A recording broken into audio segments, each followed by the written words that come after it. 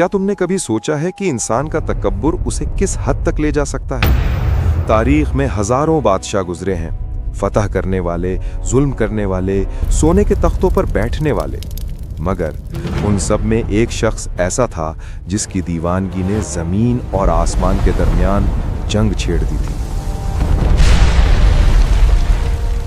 वो पहला शख्स था जिसने अपने सर पर ताज रखा।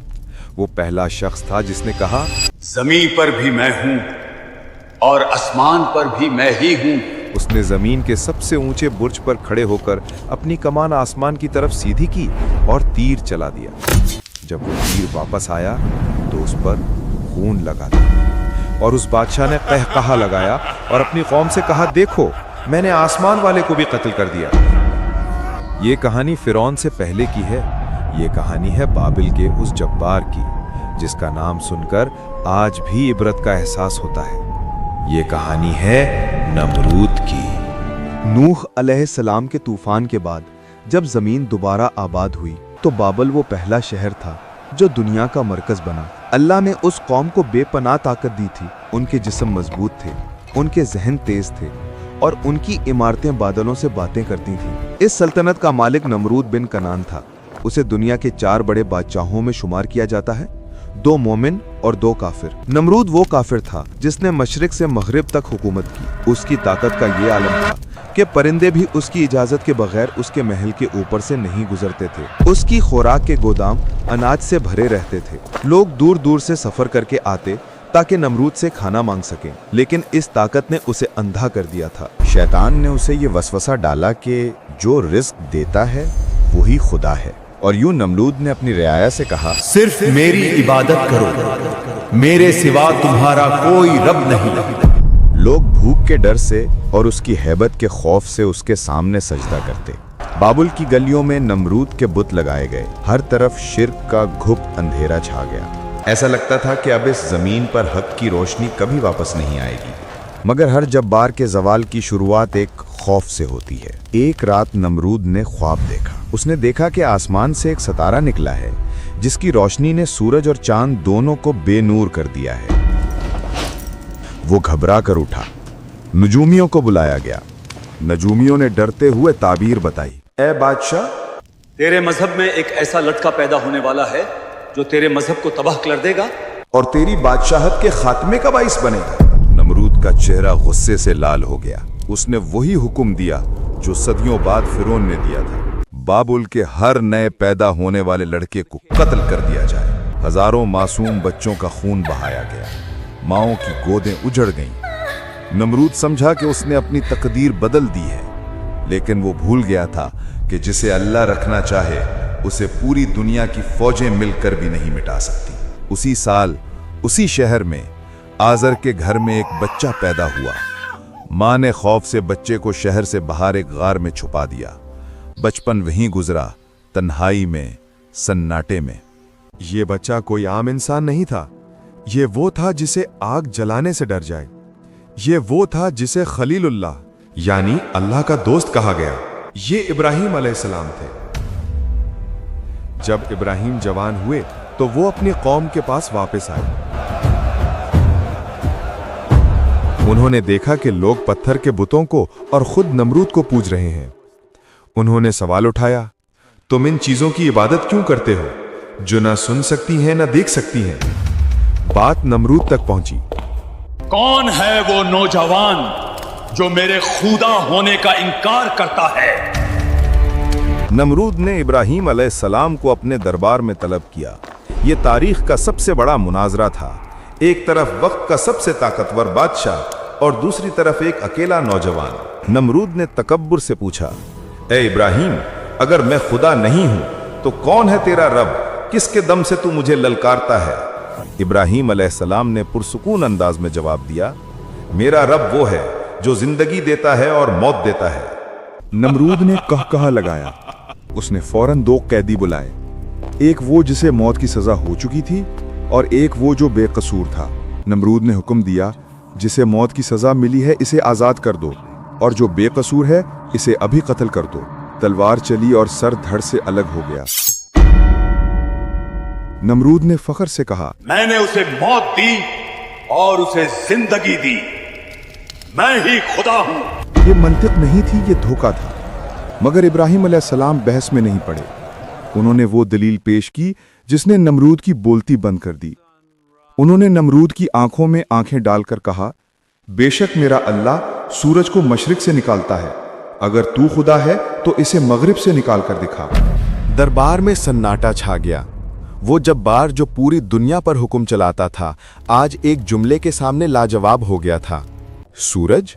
सूरज पर उसका कोई इख्तियार नहीं था। कायनात के निज़ाम पर उसका कोई जोर नहीं था। उस वक्त कुरान कहता है, फबुहितल लज़ी कफर, तो वो हक्का बक्का रह गया जिसने कुफ्र किया था। लेकिन हिदायत उसे मिलती है जो तलब करे। नमरूद शर्मिंदा होने के बजाय घबराहट और गुस्से में पागल हो गया। उसने इब्राहिम अलैहिस्सलाम को आग में डाला, मगर अल्लाह ने आग को ठंडा कर दिया। जब नमरूद ने देखा कि आग भी इब्राहिम का कुछ नहीं बिगाड़ सकी, तो उसका जुनून आखिरी हद पार कर गया। उसने कहा, मैं उस खुदा से जंग करूंगा जिसने मेरी आग बुझा दी। उसने बाबल में एक अजीमुशान बुर्ज तामीर करवाना शुरू किया। उसका मकसद था कि वो आसमान तक पहुंचकर नौजुबिल्ला अल्लाह को ढूंढ सके और उससे लड़ सके। ये वही वक्त था जब उसने तीर चलाया और वो खून आलूद वापस आया। शैतान ने उसे यकीन दिलाया कि उसने अल्लाह को जख्मी कर दिया है।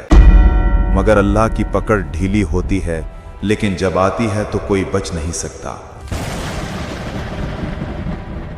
अल्लाह ने एक फरिश्ता भेजा। फरिश्ते ने नमरूद को आखिरी बार समझाया, ईमान ले आ, तेरी बादशाहत कायम रहेगी। नमरूद ने कहा, मेरे पास अपनी ताकत है, अपनी फौज है, मुझे किसी की जरूरत नहीं। 3 बार दावत दी गई, 3 बार इनकार किया गया। आखिरकार नमरूद ने चिल्लाकर कहा, अपने खुदा से कहो अपनी फौज लेकर आए, मैं मैदाने जंग में उसका इंतजार करूंगा। सूरज निकल आया।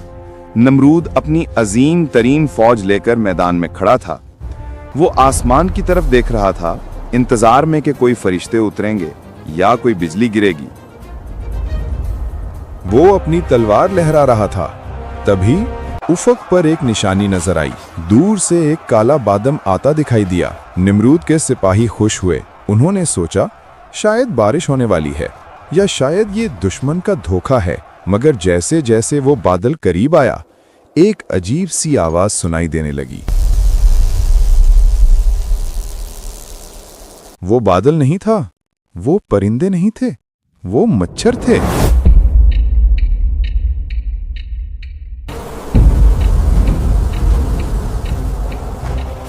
अल्लाह ने कोई फरिश्ता नहीं भेजा, कोई तूफान नहीं भेजा, कोई शेर या हाथी नहीं भेजा। अल्लाह ने अपनी सबसे कमजोर, सबसे हकीर मखलूक को भेजा।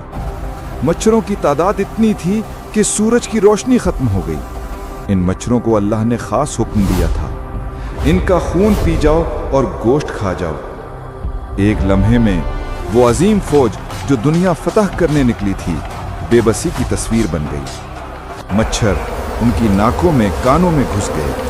लोहे की वर्दियां धरी की धरी रह गईं। देखते ही देखते मैदान में सिर्फ सफेद हड्डियों के ढेर रह गए। नमरूद जो अपने महल की तरफ भागा, वो वाहिद शख्स था जो जिंदा बचा। क्यों? ताकि वो अपनी आंखों से अपने फौज की तबाही देख सके? नहीं, बल्कि इसलिए कि अल्लाह ने उसके लिए एक अलग और भी दर्दनाक अंजाम लिखा था। सारी फौज खत्म हो गई, मगर एक मच्छर, एक लंगड़ा मच्छर जिसका एक पर टूटा हुआ था, वो नमरूद के पीछे आया। अल्लाह ने उस मच्छर को हुक्म दिया। वो मच्छर नमरूद की नाक में घुसा और वहां से होता हुआ सीधा उसके दिमाग में जा बैठा। और फिर शुरू हुआ वो अजाब जिसके सामने मौत एक तोहफा लगती। वो मच्छर जब दिमाग में पर फड़फड़ाता या काटता, वो शख्स जो कहता था मैं खुदा हूं, अब वो अपने अदना गुलामों के आगे गिड़गिड़ाता था। उसे सुकून सिर्फ तब मिलता जब उसके सर पर जोर से जूते मारे जाते। जब जूता पड़ता, मच्छर डर कर रुक जाता और नमरूद को चैन आता। सोचो, जरा तसव्वुर करो। बाबिल का वो अजीम बादशाह जिसके सामने दुनिया सजदा करती थी, अब वो दरबार लगाता है तो इसलिए नहीं कि लोग उसकी तारीफ करें, बल्कि इसलिए कि लोग आएं और उसके सर पर जूते मारें। जितनी जोर से जूता पड़ता, नमरूद उतनी ही दुआ देता। तारीख लिखती है कि नमरूद ने 400 साल तक तकब्बुर की हुकूमत की थी, इसलिए अल्लाह ने उसे 400 साल तक इस अजाब में मुब्तला रखा। 400 साल तक वो जूतियां खाता रहा, यहाँ तक कि उसका सर जख्मों से चूर हो गया और वो पागल होकर मर गया। नमरूद चला गया, उसकी सल्तनत मट्टी में मिल गई, उसके महल खंडरात बन गए। लेकिन उसका किस्सा आज भी जिंदा है, एक इबरत के तौर पर, हमें ये याद दिलाने के लिए कि इंसान चाहे कितना ही ताकतवर क्यों ना हो जाए, चाहे वो चांद पर पहुंच जाए या एटम बम बना ले, चाहे वो टेक्नोलॉजी के जरिए मौत और जिंदगी के फैसले करने लगे, लेकिन जब वो मैं के नशे में अल्लाह को ललकारता है तो अल्लाह उसे तबाह करने के लिए किसी दूसरी कायनात से फौज नहीं बुलाता। वो उसे एक मामूली से वायरस से, एक छोटे से कीड़े से या उसके अपने ही दिमाग की किसी रग से हरा देता है। ताकत सिर्फ अल्लाह की है, इज्जत सिर्फ अल्लाह की है और बादशाहत सिर्फ अल्लाह की है। जो झुक गया वो बच गया, जो अकड़ गया वो टूट गया।